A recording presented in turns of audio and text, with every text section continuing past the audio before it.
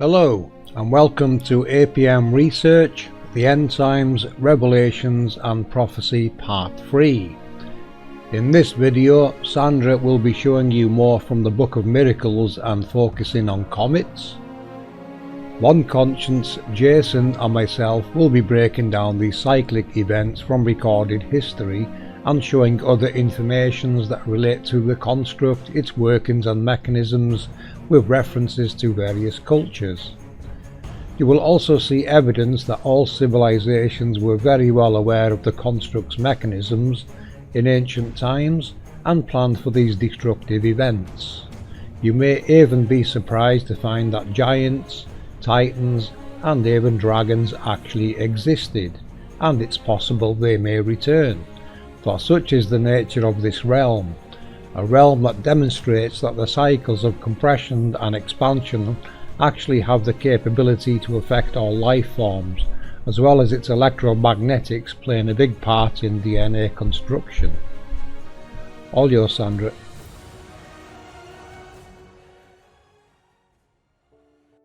In the year AD 595, in the time of Muhammad, something wondrous and fearsome appeared. At that time, a bright comet was seen over Constantinople for a whole year. In the year AD 1007, a wondrous comet appeared. It gave off fire and flames in all directions. As it fell to earth, it was seen in Germany and Italy. In the year AD 1103, on the Friday of the first week of Lent, an unusual star appeared in the evening. It appeared in the south and in the west. It was visible for 25 days and always at the same hour. From the south a great shaft of light moved towards it. After this, on Maundy Thursday, 2 moons were seen, one of them in the east. In the year AD 684, a comet appeared for 3 months. This was followed by such heavy rain, storms, wind and thunder as had never been heard before, and this element acted as if it wanted to destroy the city of Rome completely, and a great many livestock died in terrible ways, and people died from the lightning in the sky they saw. In the year AD 1293, a notably large comet appeared for 3 months, rising in the east and climbing to the middle of the sky, with its rays in the west, and when Pope Urban died, it disappeared again. In the year AD 1300, a fearful comet appeared in the sky, and this year, on St. Andrew's Day, the ground was shaken by an earthquake so that many buildings collapsed. At this time, the first Jubilee year was established by Pope Boniface VIII. In the year AD 1304, 3 moons and a comet appeared, seen around midnight for 3 months, in the German lands and in Italy, just as it is painted here. In the year 1438, in the time of King Albrecht, Duke of Austria, and son-in-law of Emperor Sigismund, a great darkening of the sun was seen in the daytime, and also a great comet with a tail was seen in the city of Elish. This was followed by great bloodshed. In the year AD 1347, a comet appeared in Italy for 2 months. After this, Emperor Louis IV, a Bavarian monarch, died. In the year AD 1351, in the month of December, a comet was seen in the sky around midnight. Afterwards, heavy wind sprang up, and a fiery shaft was seen to fall from the sky, which then presaged great disagreement between the Pope and the Emperor. In the year AD 1401, a large comet with a peacock tail appeared in the sky over Germany. This was followed by the most severe plague in Swabia. In the year 1456, in the month of June, a comet appeared, and within a year of that a yet bigger one, which looked really terrible, and was seen in Germany, just as it is painted here. In the year AD 962, a great and wonderful comet appeared in the sky in Italy. This was followed by a great famine, so that many people perished and were found dead in alleys. In the year 1506, a comet appeared for several nights, and turned its tail towards Spain. In this year a lot of fruit grew, and was completely destroyed by caterpillars or rats. This was followed 8 and 9 years later in this country and in Italy by an earthquake so great and violent that in Constantinople a great many buildings were knocked down and people perished. In the year 1519, on the 14th day after the death of His Serene Highness the mighty Roman Emperor Maximilian of glorious remembrance, this comet was seen over the city of Mainz for 2 whole days, so positioned in relation to the Rhine that the star pointed upstream and the cross downstream. In the year 1519, after Christ our Saviour, around the time of his birth, the comet drawn here was seen in the middle of the night near Kraftsnitz, turned towards Strasbourg. In the year 1527, on the 11th of October, at 4 o'clock in the morning, this comet was seen in Westrich for 3/4 of an hour, and then it disappeared again. It was extremely long and yellowish red, like a diluted blood in colour. At the front the head was like a bent arm, as if it had a sword in its hand, and was poised to start striking with it. And at the point of the sword there were 3 big stars, and from the stars there issued a cloud-coloured stream, which was longer than the comet's tail, just as it is painted here. In the year 1527, several streaks like long spears were seen next to the comet, with several faces and small swords in amongst them, all intermingled in a pale red colour. Between them could be seen several large flames that blazed very brightly and with a fiery light, and the faces with hair and beards the colour of grey clouds were seen here and there to be flickering through each other, as if they were laying in water that was flowing in rivulets of blood, and as if everything was mixing up together, which looked so terrifying that many who saw it died. In the year 1531, on St. Bartholomew's Day, a comet was seen for some time in the sky every night in Strasbourg and in other places, just as it is painted here. In the year 1531, 4 comets appeared in the sky opposite one another, such that they could be seen in certain places in the Netherlands, just as they are painted. In the year 1531, a comet was seen in the Netherlands, which showered fiery flames like a blacksmith making sparks from iron. Quite fearsome to see, just as is painted here. Of the comet or comet's tail as it first appeared in certain of the High German districts around the 10th of August, and then for many nights, more than a lance in length, 1½ shoes wide, was seen in the sky 1531 years after the birth of Christ. In the year 1533, on the 27th of July, at 2 o'clock after midnight, a terrible comet appeared and was also seen for many days after this, which the astronomers interpreted when unrest later broke out in Germany. In the year 1542, on St. Rupert's Day, the 27th of September, a comet was seen in the sky not far from the moon for many days, just as it is painted here. In the year 1543, on the 4th day of the month of May, a terrible comet was seen in the sky over Pforzheim and in the village of Zesenhausen, with many fiery flames falling from it, and after this there followed many strange things.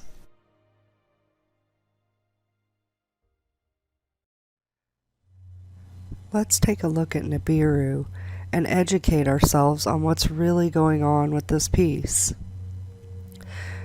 As it goes for how this connects with the end times, is this Nibiru gets its cycle every 3,600 years.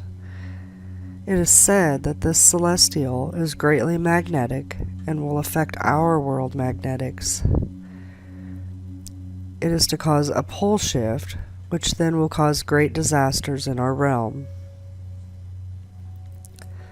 So, the last cycle put us back to 1581 BC, which is the time frame that the devastating Santorini erupted, along with other gigantic destroyers, such as Krakatoa and Thera, which wiped out the Minoans.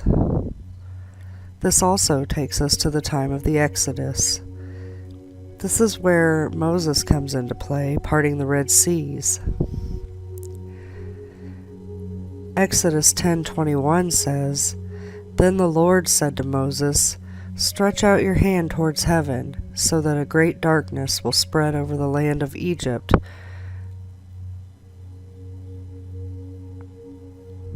a palpable darkness.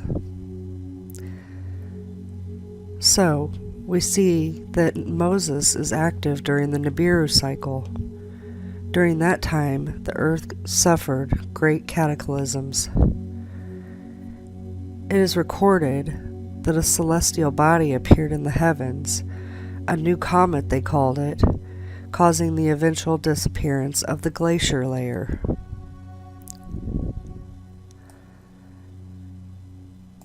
Next would be 7,200 years ago. This would take us back to 1752 CE according to the Hebrew calendar. This was the time during the cataclysm known as Noah's flood, the deluge. There were sudden changes in temperature, violent storms, and water avalanches from ice breaking into the ocean, creating huge tsunamis that we can't even imagine in our reality today. So, now we can see that Noah was active during one of the Nibiru cycles.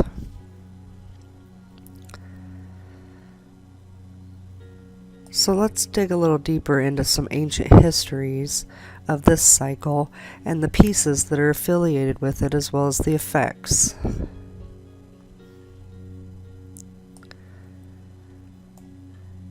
Nibiru has several names: the Destroyer, Wormwood, Herculaneum, and Comet Typhon. Nibiru is a term in the Akkadian language, translating to crossing or point of transition, especially of rivers. In Babylonian astronomy, the term refers to the equinox and the astronomical objects associated with it. Nibiru was considered the seat of the Summus Deus, who shepherds the stars like sheep, and in Babylon identifies with Marduk. So, Tablet 4 of the Enuma Elish has some great descriptions of Marduk.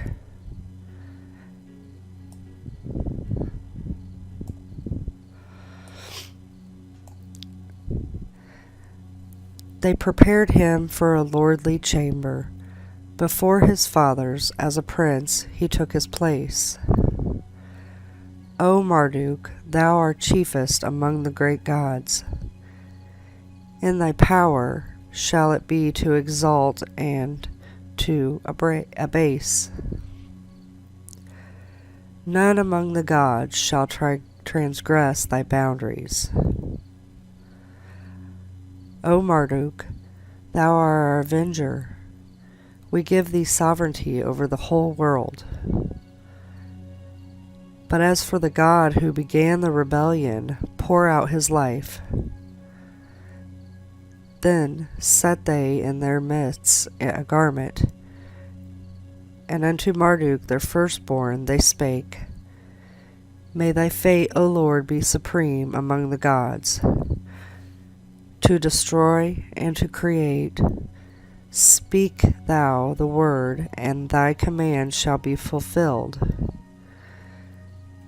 They rejoiced, and they did homage unto him, saying, Marduk is king. They bestowed upon him the scepter, and the throne, and the ring. They give him an invincible weaponry, which will overwhelmeth the foe. Go, and cut off the life of Tiamat, and let the wind carry her blood into the secret places. After the gods his fathers had decreed, for the Lord of his fate, they caused him to set out on a path of prosperity and success.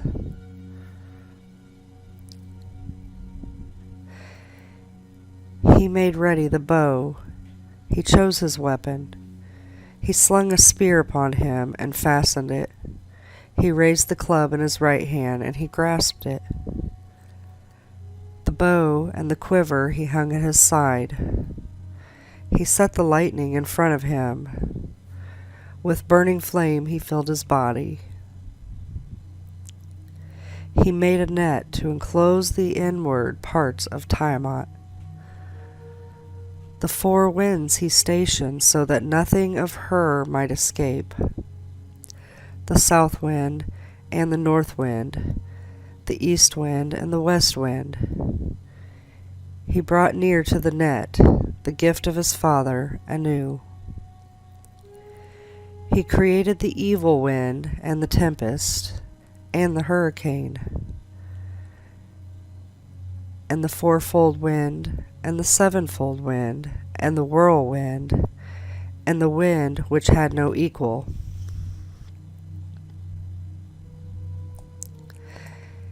He sent forth the winds which he had created, the 7 of them, to disturb the inward parts of Tiamat. They followed after him. When the Lord raised the thunderbolt, his mighty weapon, he mounted the chariot, the storm unequaled for terror. He harnessed and yoked unto it 4 horses. The establishment of the Nibiru point is described in Tablet 5 of the creation epic Enuma Elish. When Marduk fixed the location of Nibiru, Enlil, and in the sky, it states, Marduk made the stations for the great gods, the stars, their images, as the stars of the zodiac he fixed. He ordained the year, and into sections he divided it. For the 12 months he fixed 3 stars. After he had the days of the year and the images, he founded the station of Nibiru to determine their bounds, that none might go err or go astray. He set the station of Bel and along with him. He opened the great gates on both sides. He made strong the bolt on the left and on the right. In the midst thereof he fixed the zenith. The moon god he caused to shine forth. The night he entrusted to him. He appointed him a being of the night to determine the days. Every month without ceasing the crown he covered him, saying, At the beginning of the month, when thou shinest upon the land, thou commandest the horns to determine 6 days, and on the 7th day to divide the crown. On the 14th day thou shalt stand opposite the half.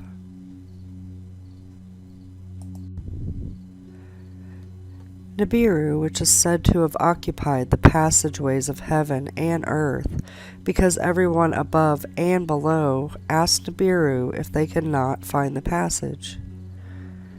Nibiru is that which the gods in heaven cause to be visible. Nibiru stands as a post at the turning point. The others say of Nibiru the post, the one who crosses the middle of the sea. This is Tiamat, without calm. May his name be Nibiru, for he takes up the center of it. The path of the stars of the sky should be kept unchanged. The star of has been described at various revelations as Vela, Fomalhaut, and Venus. These are different names for the same thing, which is where the confusion comes in for our present-day world. Many different names for many different gods, celestials, lands, and so on for different regions, languages, and religions lead to the confusion for us whom aren't educated in the histories properly. Nibiru has been associated with the area of Libra, also with the autumn equinox. The Mole Alpin says, when the stars of Enlil have been finished, the big star, although its light is dim, divides the sky in half and stands there. This is the star of Marduk, Nibiru. It keeps changing its position and crosses the sky.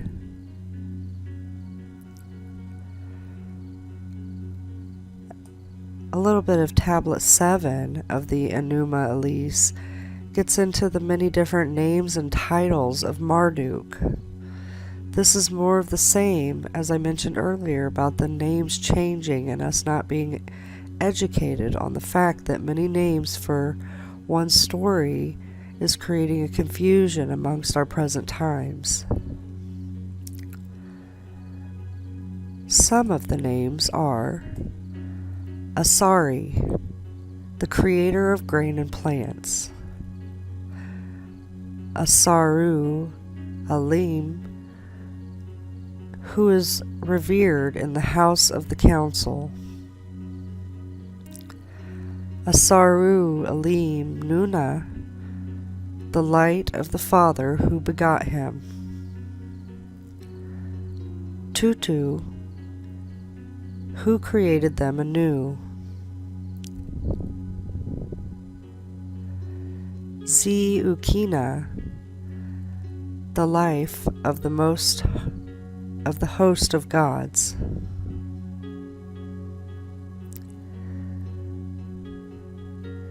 Ziazag, the bringer of purification.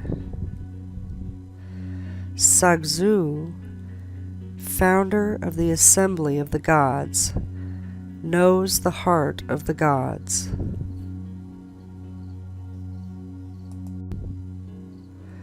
Nibiru has also been associated as the red Kachina, the purifier.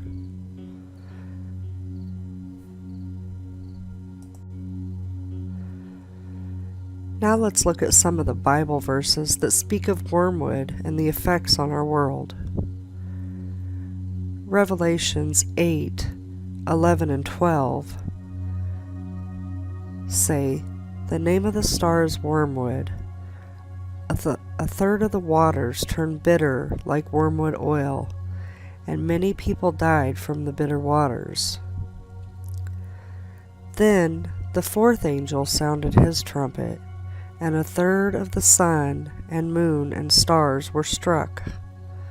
A third of the stars were darkened, and a third of the day was without light, and a third of the night as well. We also have several verses that basically all say the same thing. We have Isaiah 13:10, Ezekiel 32:7, Joel 2:31, and Joel 3:15. "For the stars of heaven and their constellations will not give light. The sun will be darkened when it rises, and the moon will not give light." Matthew 24:29 is much of the same, but it also adds that the stars will fall from the sky. Zechariah 13:8 and 9.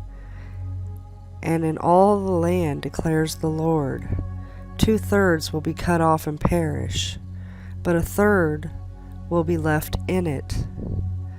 This third I will bring through the fire.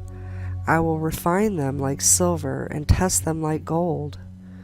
They will call on my name, and I will answer them.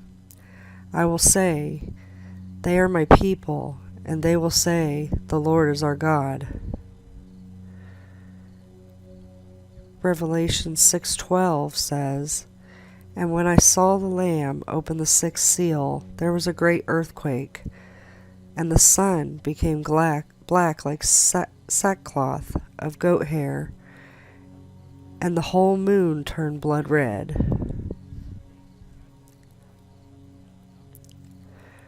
Revelations 8:7, Then the first angel sounded his trumpet, and hail and fire mixed with blood were hurled upon the earth.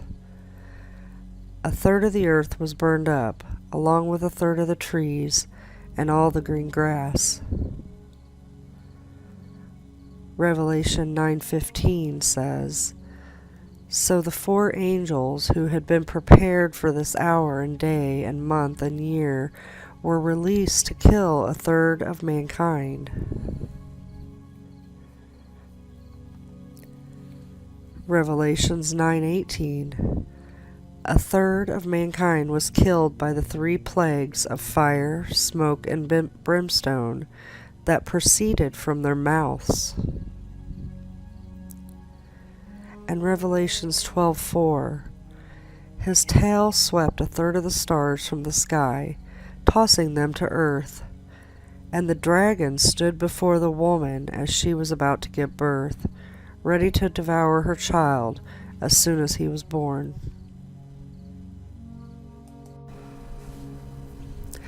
Some questions come to my mind as I read this stuff. Now, just so everyone understands, I'm not speculating. I'm simply asking questions. One of the questions is, could Noah and Moses be the same piece of technology with different names throughout the times? I do not have the answer. It's just a thought to put out there. Also, we know that Noah's flood lasted 40 days, and the effects of Nibiru coming online, they say, would be lasting of 40 years. So the next question that I think of, was the ancient text translated correctly as far as days and years go? Again, I do not have the answer, just voicing some thoughts so that maybe perhaps we can all learn together.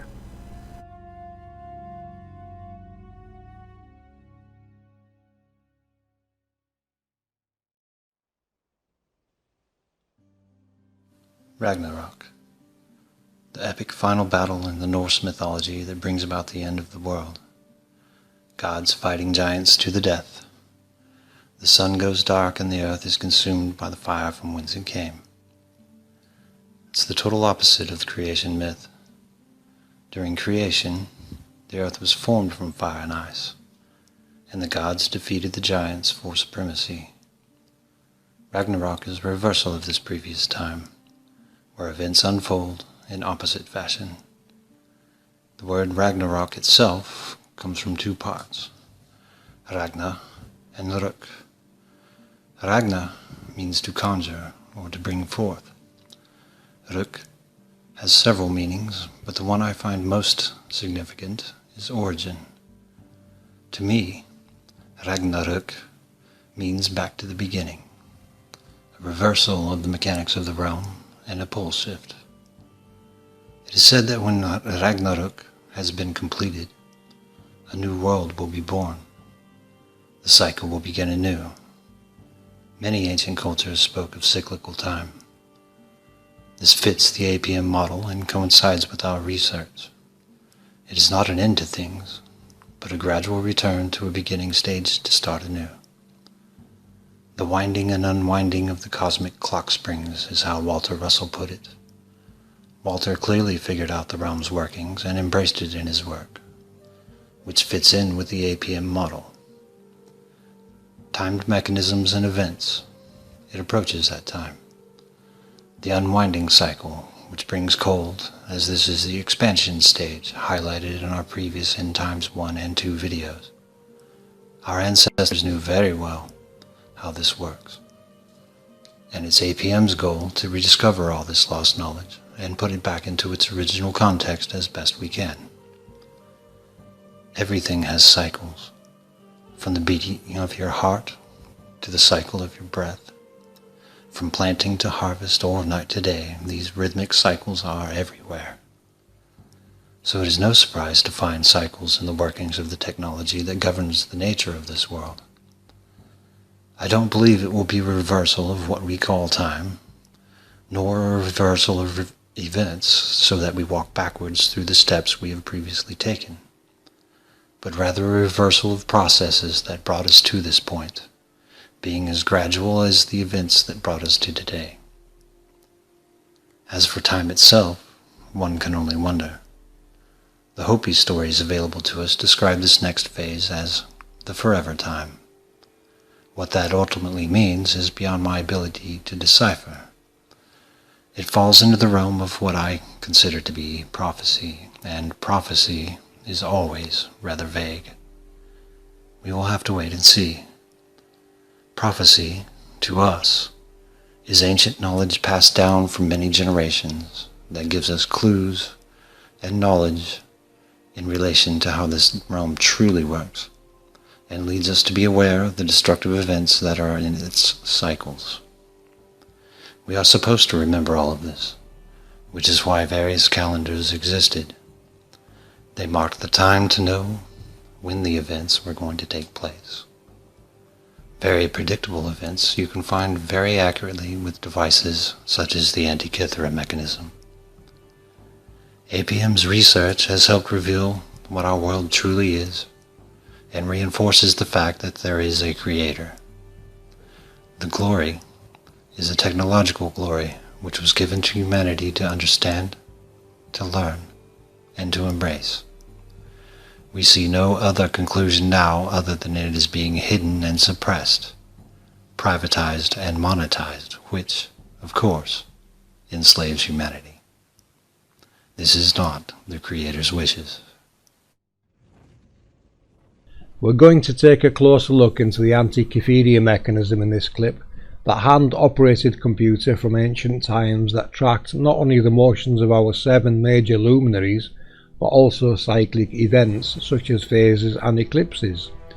You will also notice this device actually has gearing for the epicycle motions which we see happen with our Sun's halo as it crosses east to west.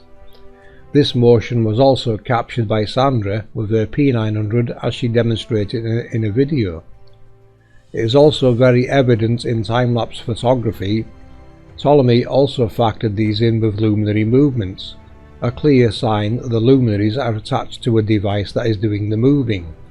The halo we see around our Sun when it shows. Remember, scriptures and prophecies tell you we see things being revealed in the heavens in the end times. Revelations just means it will reveal itself, and it is.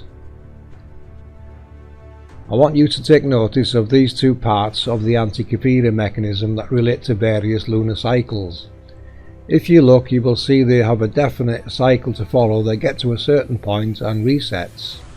It is definitely a countdown timer that we want people to look into further. Those people that understand these cyclic events and what exactly happens next. When I looked into the word Saros, it decoded as 360, a sign that it has reached the end and will restart again. What I want is for people to study this mechanism and find what happens when this event happens within this mechanism. Does it reset anything? Does another event or timer start? I'm pretty sure they're marking the start and ends of the compression and expansion cycles which are the cause of the destructive events in our history. Now they added the Olympic Games to this mechanism, or so we are told. I think it is another countdown timer to an event, and it decreases in increments, which they say are tied to Olympic events. The passing of the torch may have another meaning that has been hidden. Perhaps the journey used in the paths of this event play a part in this cyclic event, because I don't think something so complex as this mechanism was designed for things like games. No, it is another rabbit hole to more information and understanding of these events, if anything. If you understand these cycles within this mechanism and can shed more light on this matter, do post in the comments below, please. Now these 2 cycles here reminded me of Walter Russell's winding and unwinding of the cosmic clock, the expansion and compression cycles our realm undertakes every 400 years or thereabouts. Saros decoded as 360, this could be 360 years. The Mayan long count calendar had a 394-year countdown to which we think is the same event. The end times or revelations, a change in the mechanism mainstream will call a pole shift event. Take a good look at this mechanism, people. It was so accurate it can still be used today to plot past, present and future luminary events. There is a lot more going on here than meets the eye. The APM perspective on comets now is that there are more projections, timed cycles that are there to remind us of a mechanism change, a warning that there may be destructive or other events. I remember watching Comet Hale-Bopp in the 1990s and noticing it change direction every night. At the time I assumed it was something to do with the Earth's rotation, but since now realising the globe is fake and it is the luminaries actually moving, this tells me that comets are actually changing direction and following preset paths. A good example of that was read by Sandra from the Book of Miracles, where a comet perfectly aligned with a river and caused its flow to reverse. Again, more evidence of electromagnetics below and above having interaction locally and not affecting every river in the lands. This is telling you that the comet's projector was actually below that river. If the luminary is directly overhead, then its projector is directly below. This would make sense with the flow of rivers. Remember, the word currents does not only relate to water.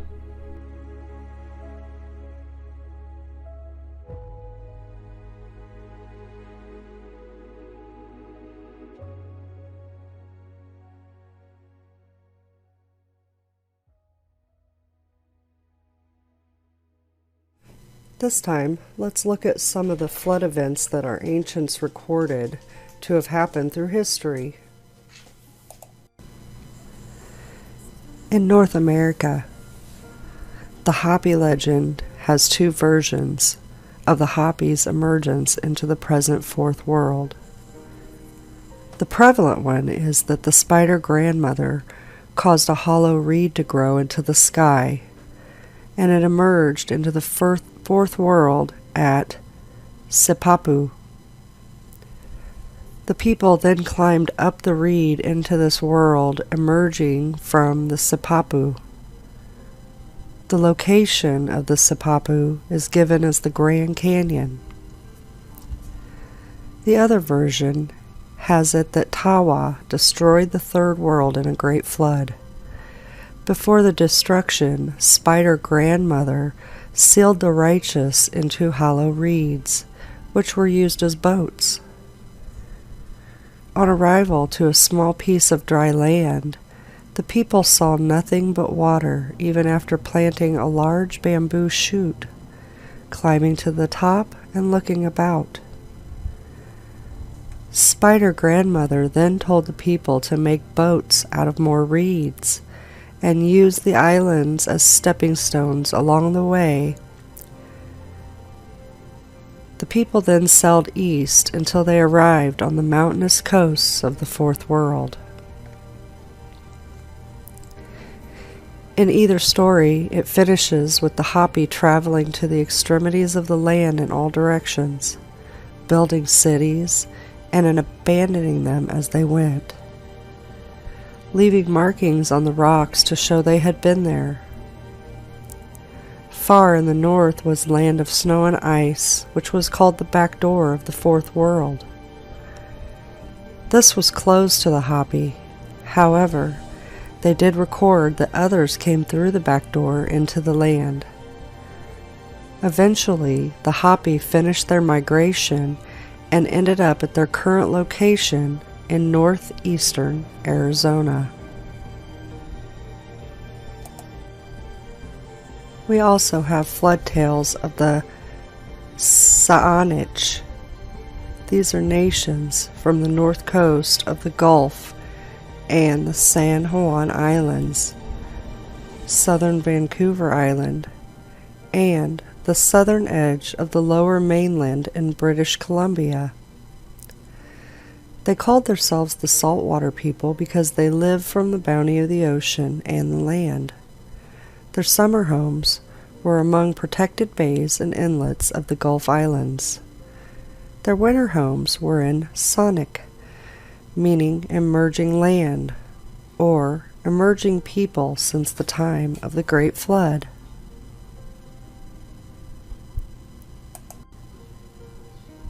The Eskimos say a great inundation, together with an earthquake, swept the land so rapidly that only a few people escaped in their canoes to the tops of the highest mountains.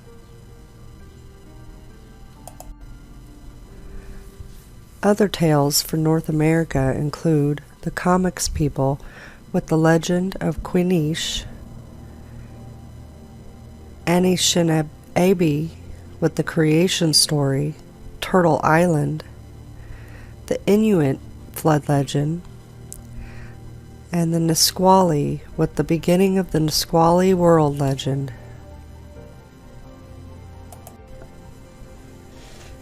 In Mesoamerica, one myth documented among the Teapanic and Hoxtecs has a man and his dog as the sole survivors of the deluge. But the man finds out that the dog takes the shape of a woman during the day when he is away. The man and dog woman are then left to repopulate the earth. Another myth, found among the Aztecs and the Teutonic people, relates how a human couple survive by hiding in a hollow vessel and start to cook a fish when the water subsides. When the smoke reaches the heavens, the gods become angry and punish them by turning them into dogs or monkeys, depending on the version. In Mayan mythology, as expressed in the Popol Vuh, the creator gods attempted to create creatures who would worship them 3 times before finally succeeding in creating a race of humans that would pay proper homage to their creators. The 3 previous creations were destroyed. The 3rd race of humans, carved from wood, were destroyed by a flood, mauled by wild animals, and smashed by their own tools and utensils. Mayan flood myths, recorded by Diego de Landa, and in the Shilam Balam of Chumael, holds that the only survivors of the flood were the 4 Bacabs, who took their place as upholders of the 4 corners of the sky.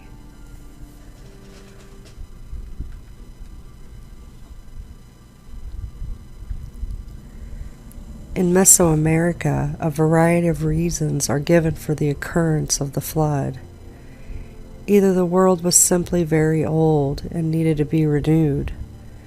The humans had neglected their duty to adore their gods, or they were punished for a transgression. Many of the modern myths include, obviously, Christian references, such as the murder of Abel by Cain as the reasons. In Mesoamerican myth, the flood was but one of several destructions of the creation, usually the first of 3 or 4 cataclysmic events, although there is some evidence that the Aztecs considered the flood to be the 4th.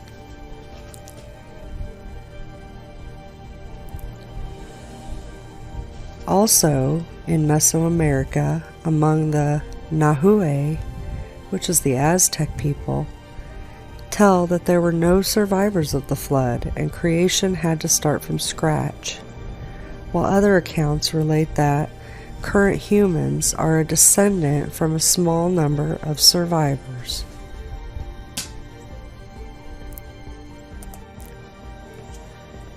In South America, we have the legend of Tren Vilu and Keke Vilu.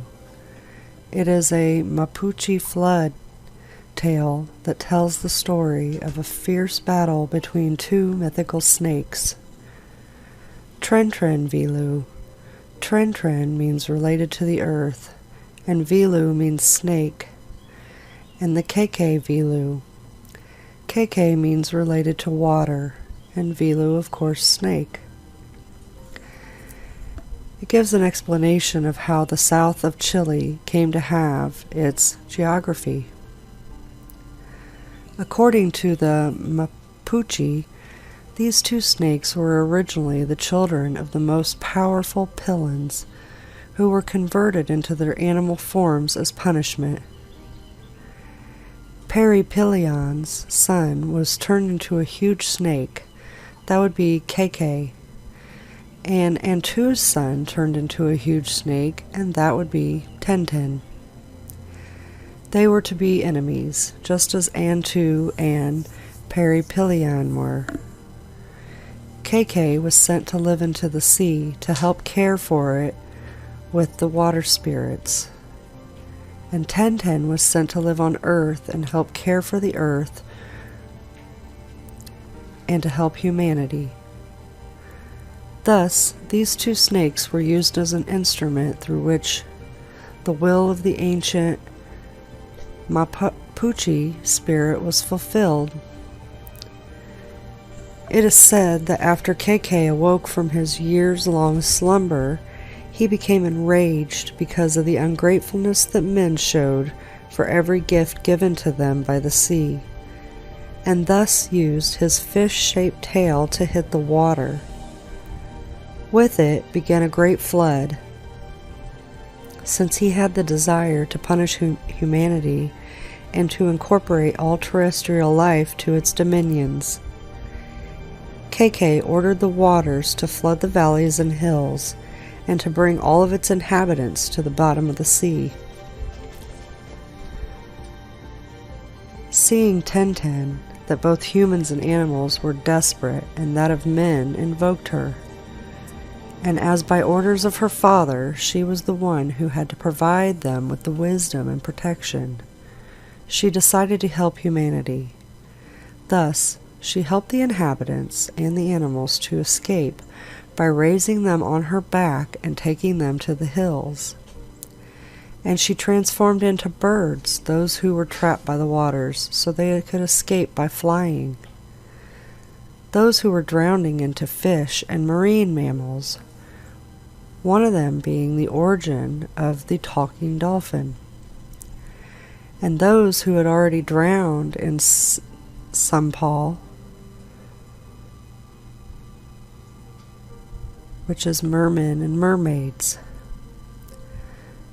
Those who were immobilized by the terror they felt were transformed into Mankiel, which means petrified. But as the sea continued to rise, Tenten had to order the hills to increase height to counteract the power of KK. Angry, KK began to fight against Tenten in a titanic battle that lasted a long time until both snakes were tired. KK was partially defeated as he wasn't able to flood all of the land. However, the waters did not return completely to their old level, giving Chile its current topography. According to Chiloe tradition, KK was satisfied with the portion of land that he had managed to flood, and delegated his functions pertaining to the sea to the great Milalobo. According to Mapuche tradition, after the cataclysm, everyone continued their quiet life until one day it was Tenten who was angered by the attitude that men had, and made all the volcanoes erupt, and their population had to move to safer places. From that moment on, Tenten continues to manifest itself through earthquakes and volcanic eruptions, while KK continues to cause tidal waves and floods when he rolls over during his sleep. Other South American tales also include from Canary, the Inca, Muisca, and the Tupi. In Asia, in the ancient Near East, in Mesopotamia, there is the Gilgamesh flood myth, which says the great gods Anu, Enlil, Ninurta, Inuji, and Ah were sworn to secrecy about their plan to cause a flood. But Ah told the plan to Etnapishtim. He was ordered to build a boat which was to have equal dimensions with the corresponding width and length, which was 120 cubits, with 6 decks divided into 7 and 9 compartments, and be covered over like the Apsu boats. He was told to tell the elders they can no longer inhabit Enlil territory, and they should go down to Apsu to live in the Ah territory, which is freshwater marshland near the temple of Ah, or known as Aninki, at the city of Eridu. When the storm came in the early morning, a black cloud arose from the horizon. The thunder god, Adad, rumbled the cloud, and the storm gods, Shular and Hanish, went over the mountains and land. The Anunnaki gods lit up the land with their lightning. There was a stunned shock at Adad's deeds, which turned everything to blackness, and the land was shattered like a pot. All day the south wind blew, and the water overwhelmed the people like an attack. No one could see another. The mistress of the gods wailed that the old days had turned to clay because she had said evil things in the assembly of the gods, ordering a catastrophe to destroy her people and fill the sea like fish. The other gods wept with her. Their lips were burning. The flood lasted 6 days and 6 nights, flattening the land. On the 7th day, the storm was pounding like a woman in labor. Then the sea calmed, and the whirlwind and flood stopped. All day there was quiet. All humans had turned to clay. The terrain was flat. The boat then lodged on Mount Nemush.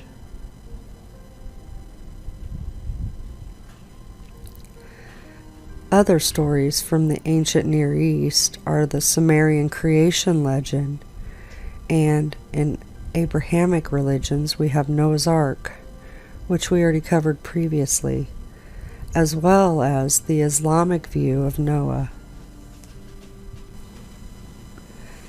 In China, there is a great flood of China story, which was a major flood event in ancient China that continued for 2 generations, which resulted in great population displacement, among other disasters such as storms and famine.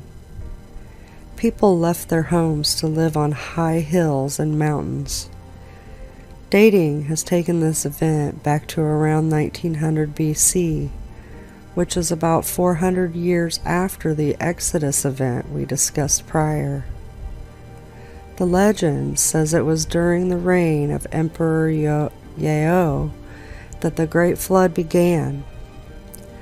The flood was so vast that no part of Yao's territory was spared, and both the Yellow River and the Yangtze valleys were flooded. The nature of the flood is shown in the following quote.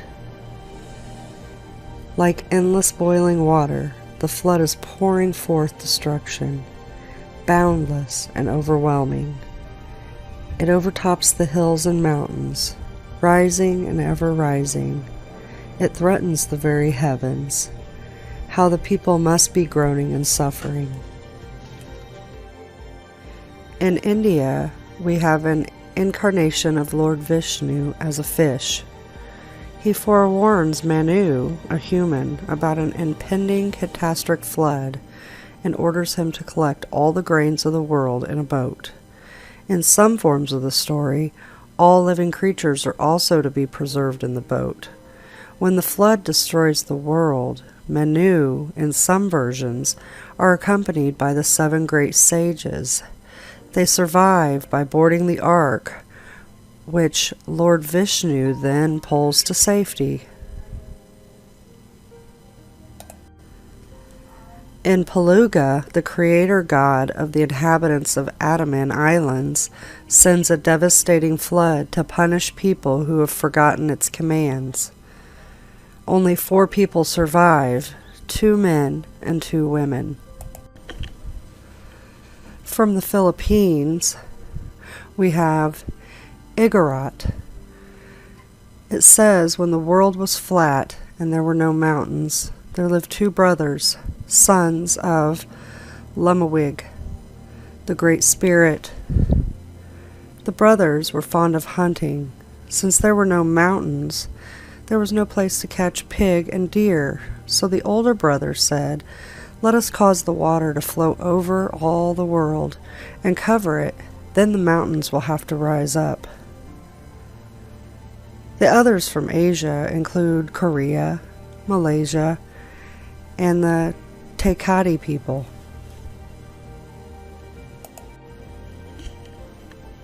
Now, over in Europe, the ancient Greek flood myths describe 3 floods. The flood of Oges says 9,000 years ago, a never seen again accumulation of soil came down from the mountains, and earth fell away all around and sunk out of sight. Only small islands and the mere skeleton of the land was left behind. The flood of Deucalion says the Titan Prometheus advised his son to build a chest. All men perished except those that escaped to high mountains.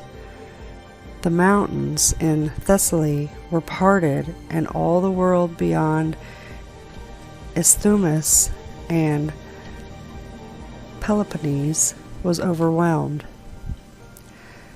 Deucalion and his wife floated in a chest for 9 days and 9 nights. Afterwards, at the bidding of Zeus, they threw stones which became men and women.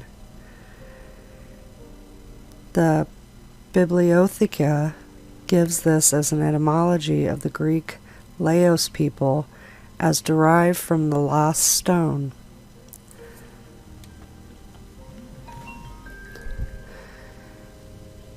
And the flood of Dardanus says, Dardanus left Phineus in Arcadia to colonize a land in the northeast Aegean Sea. When the deluge occurred, the land was flooded, and the mountain where he and his family survived formed the island of Samothrace. He left Samothrace on an inflated skin to the opposite shores of Asia Minor and settled on Mount Ida. They lived in the open for 50 years. His grandson, Tros, moved from the highlands down to a large plain on the hill that had many rivers flowing down from Ida above. There he built a city which was named Troy. Today we call the area Dardanelles.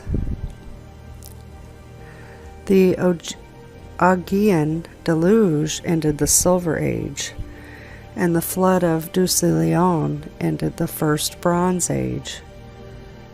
In addition to these floods, the Greeks tell how the world was also periodically destroyed by fire. Others from Europe include the Welsh, the Norse, and the Finnish flood legends. The Irish has Labor Gabala Erin, which says the first people to arrive in Ireland are led by Cessair, daughter of Bith, son of Noah. They are told to go to the western edge of the world to escape the oncoming flood. When the flood comes, Fintan is the only one to survive. He becomes a salmon and later an eagle and a hawk, living for 5,500 years after the flood, whence he becomes a man again and recounts the Ireland's history.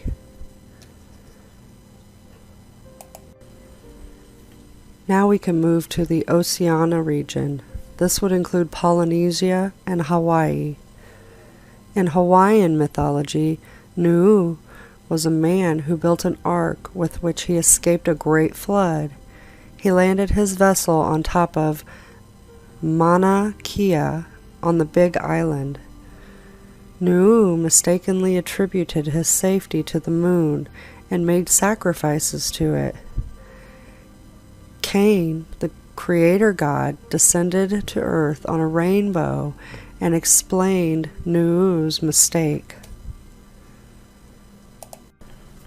In the Maori tradition, Ruadapu became angry when his father elevated his younger half-brother ahead of him. Ruadapu lured his half-brother and a large number of young men of high birth into his canoe and took them out to sea, where he drowned them. He called on the gods to destroy his enemies and threatened to return as the great wave of early summer. As he struggled for his life, the half-brother recited an incantation invoking the southern humpback whales to carry him ashore. The last place that we'll talk about is Africa. I found no tales of any floods for Africa. However, our own research shows us that in northwestern Africa, near the Eye of the Sahara, there's clear runoff of where there used to be waters that ran back off into the ocean. Most of Africa I would consider safe zones for the most part, due to the high elevation.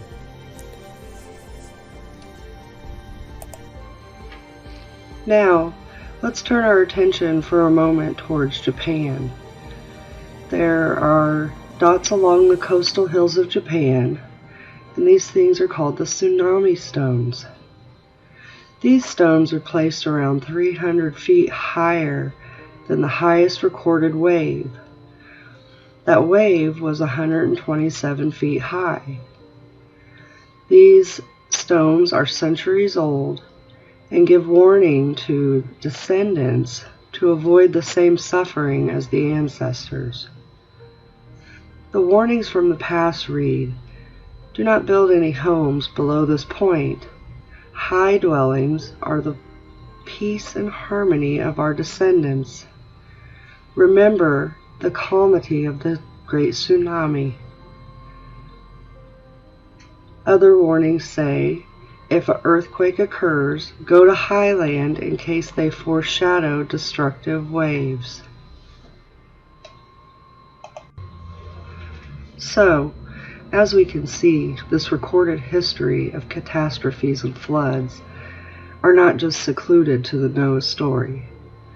Organized religion wants us to believe there was one flood that destroyed the world. However, these different events are recorded through different eras in history in all cultures of the world. We now call this the Noah cycle.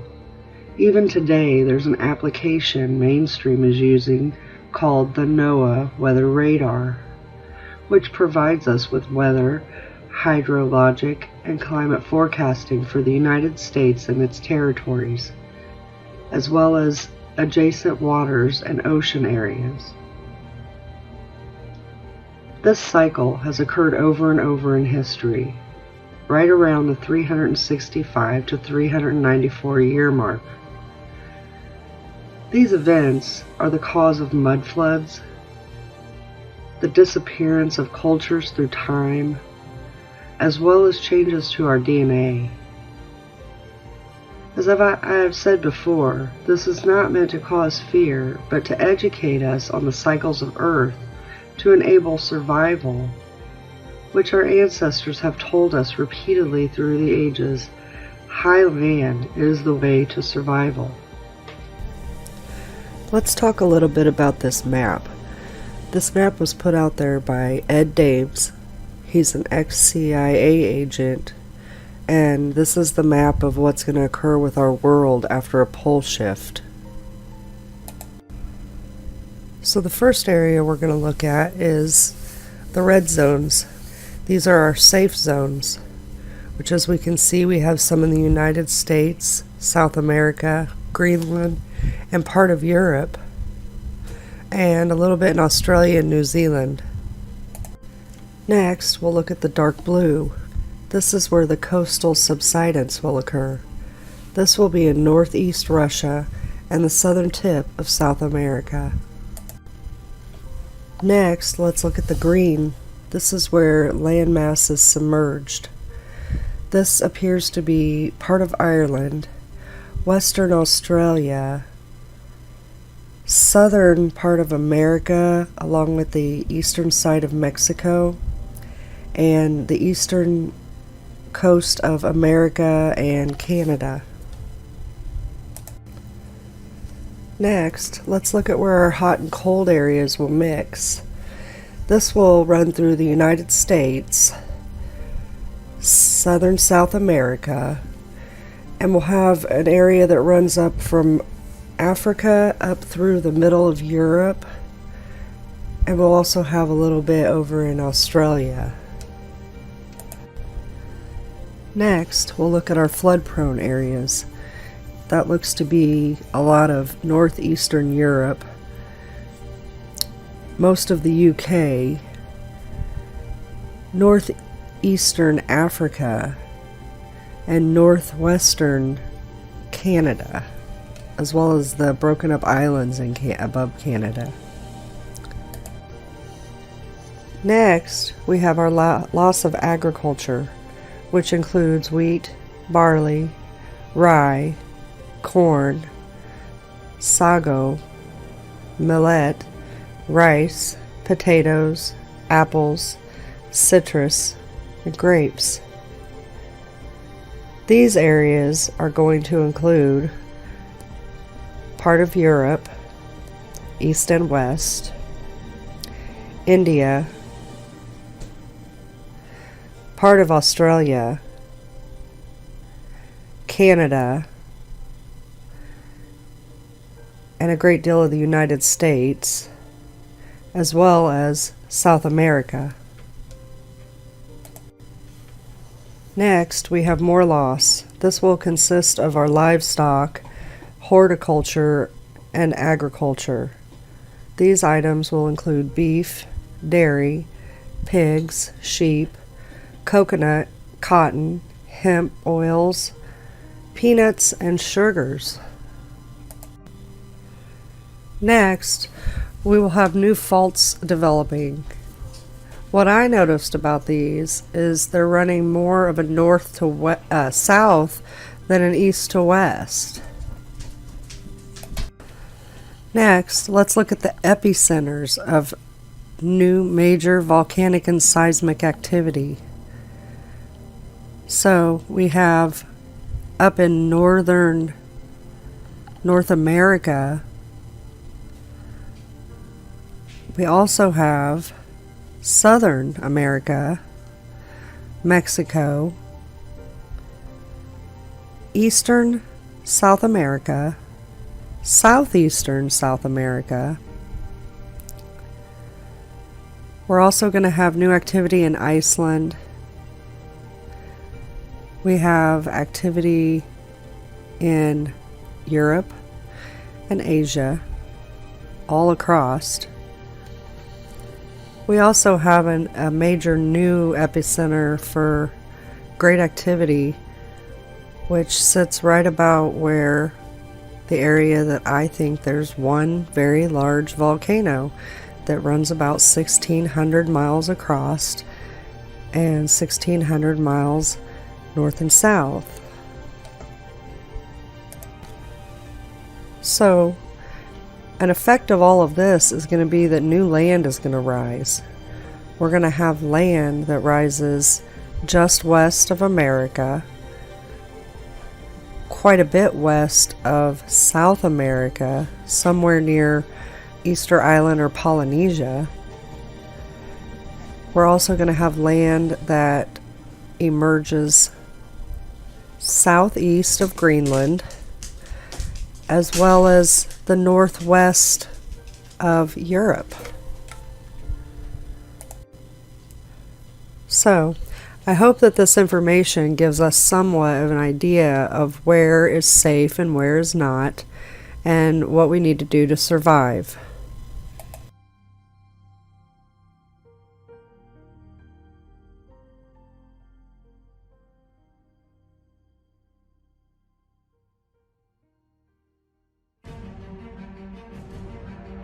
This animation will be explained more in our next video, but because it involves spiders, which one conscience has already mentioned, this is what they decode as to us.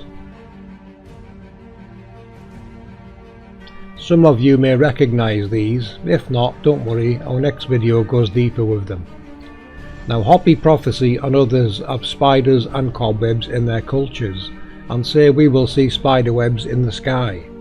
These are what they are referring to alongside various halos. There is a very good chance you, your children, even your grandchildren may see these in the heavens, and this would be their alignment. This is not all of them, of course, just some to show you what you may witness in the heavens. Now, it doesn't take a genius to see gaps where others exist and connect to other areas. What you are looking at are more parts of the construct, more events that are timed cycles. I will give these a more thorough breakdown in our next video. But while we are on the subject of Perseus and Medusa, consider that Perseus represents one of these and reroutes power from another technology that has detrimental effects on all living species. So detrimental in fact that it can instantly petrify, hence the name Medusa. There is a technology that more than likely petrified the giants, titans and other species in our realm, and Perseus represents that rerouting of the power. The cutting off of the head is actually making sure it does not get powered up, is how it decodes.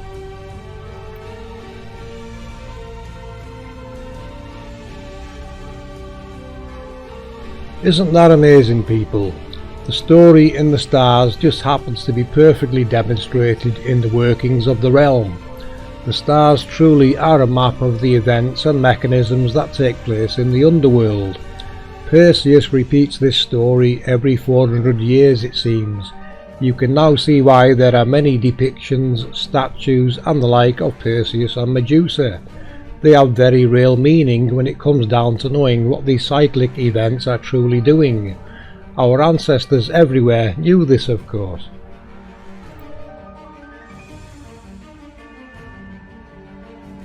Doesn't this really bring to life all those stories and what they called mythologies into context? Our ancestors were telling the truth. All this, of course, has been hidden, suppressed, privatized and monetized to hide how our realm truly works. Our research just keeps showing us we live in a technological construct that has very, very intelligent design.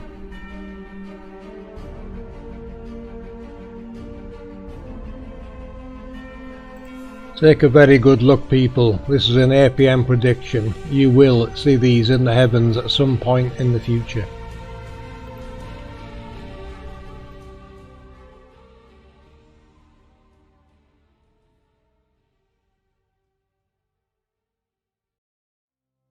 I borrowed this video from Jimbo's channel.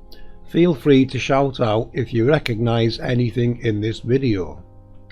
Now we can talk about compression and expansion a bit more. If you remember, I mentioned in a previous video the giants may have been born near the end of the expansion cycle. We do have to consider this. It seems we are at the end of a compression cycle and the pole shift event will take us into the expansion cycle, a mechanism switch related to the winding and unwinding of the cosmic clock spring, which you can find in Walter Russell's work.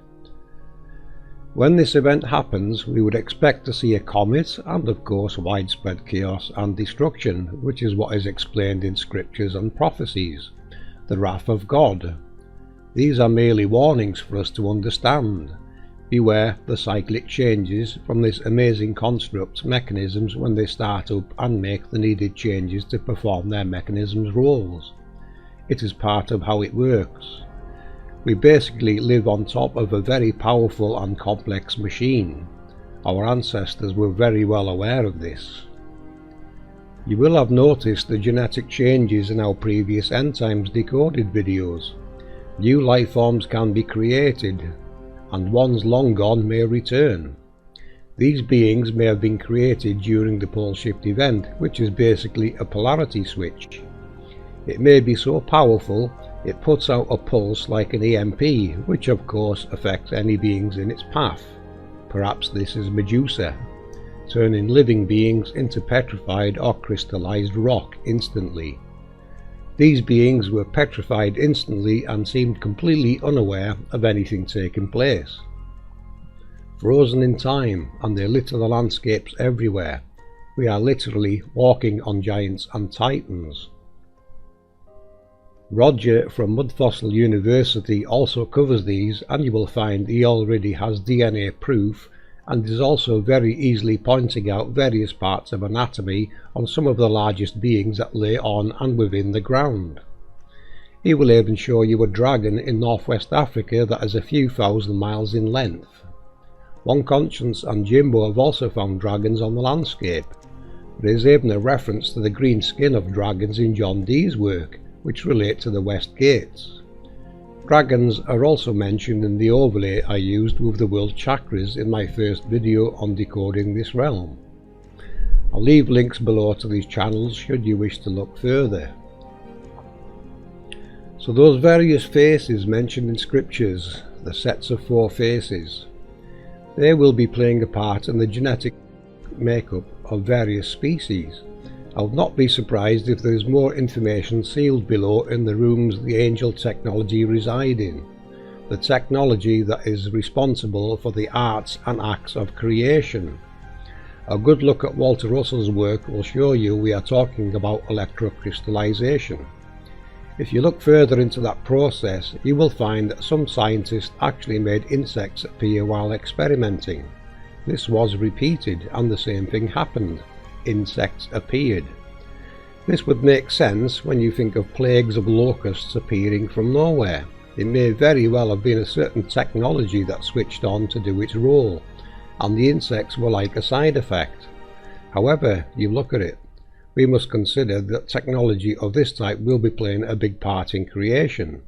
This realm is a creating realm. Even Walter Russell stated this. So evolution now has another perspective to consider. Mainstream's version doesn't work and is an excuse to hide the fact technology is involved. Technology created by a creator of very large size, looking at our grid overlays. The technology appears to create a duality, male and female, positive and negative.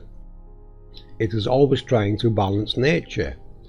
Now we decode what the nature of what the realm really is. It's not hard to see that the nature of this technology is to create opposites and try to keep an equilibrium.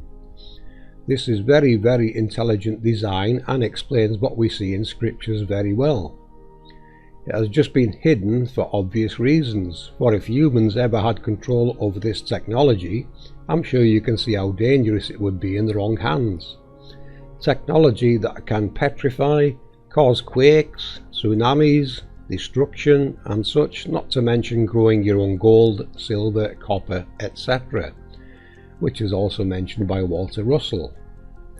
Any corporation knowing this knowledge would be the most powerful corporation on earth, was how Walter worded it.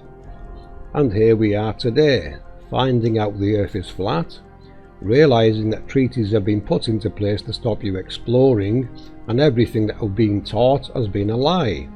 History, space, the sciences, to mention a few. But when they lie about the shape of the world, you realize there is something very important being hidden. The mechanics of our world, the nature of our world, the construct and its creator, and all that implies.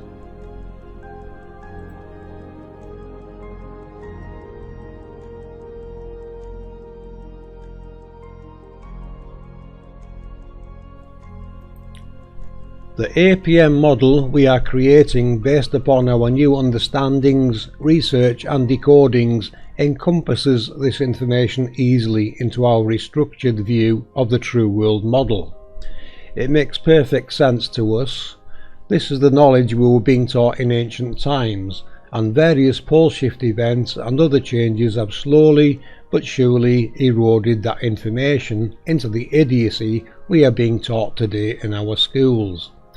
An education which is more like brainwashing, indoctrination, assumptions, assertions and excuses, including an impossible world model that cannot be proven scientifically and is easily debunked. Open your eyes, people, there is a bigger picture to see here.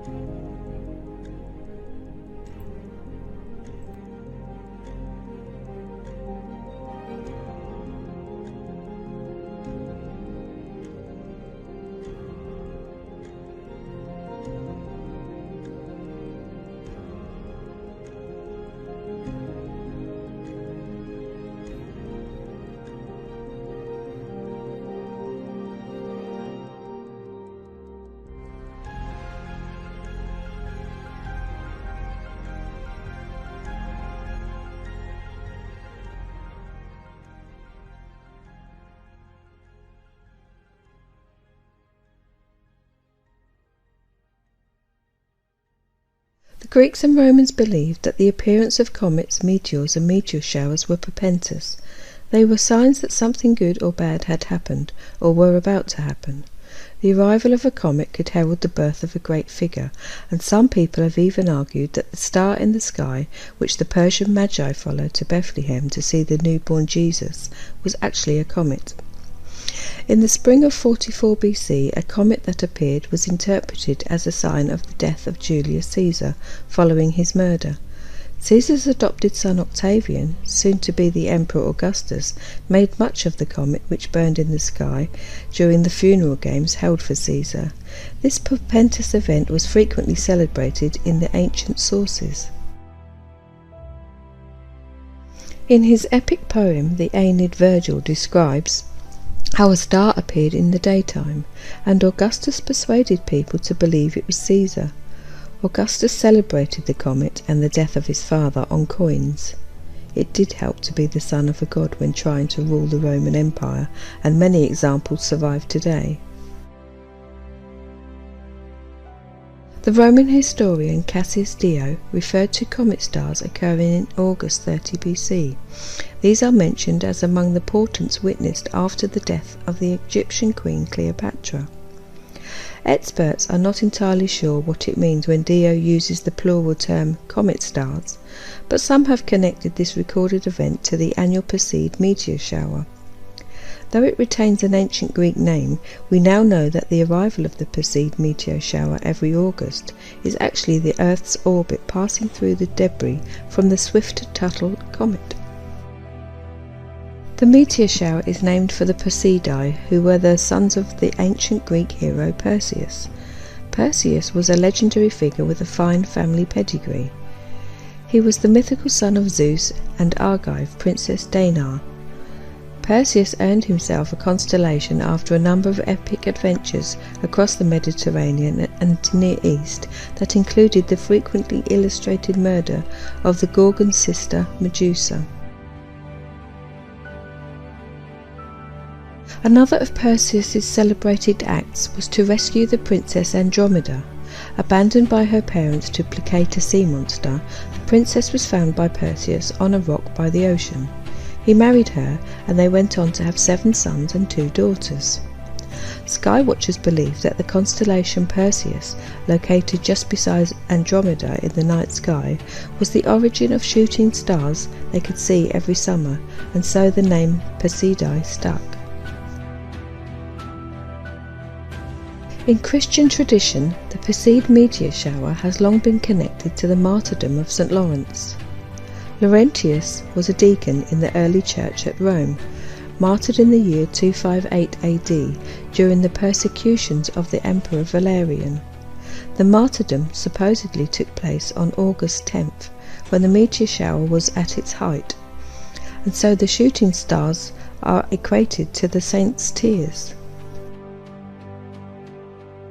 Though the myths and legends may make one think that ancient civilizations had little scientific understanding of what meteors, comets and asteroids could be, this couldn't be farther from the truth.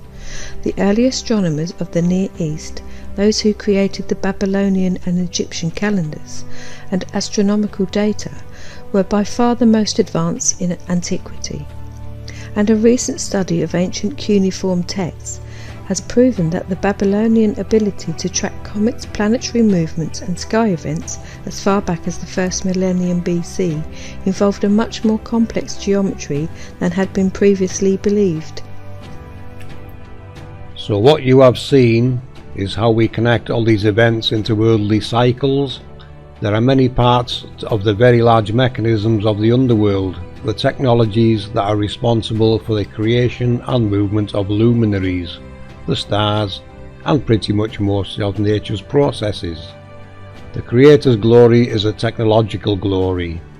Until you decode what creates nature, you are left guessing, but we can see what the nature of our world truly is now, and it is a technological construct which reveals a very intelligent Creator. A construct of vast magnitude and magnificence that has been described and depicted everywhere, in scriptures, Enoch, sacred geometry, geoglyphs, petroglyphs, hieroglyphs, prophecies. It shows how technologies have been personified to hide how this world truly works. The globe was invented to hide the 12 gates and anything that is beyond.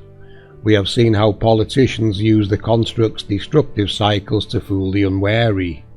The forgotten knowledge we are now rediscovering again, and knowledge that was always there to warn us of these cycle changes and to plan for them. Open your eyes, people, and see what the creator of this amazing construct was teaching us. How it works, how to harness its energies, and how to survive its destructive cycles. So, if you truly want world peace, then it has to start with the truth.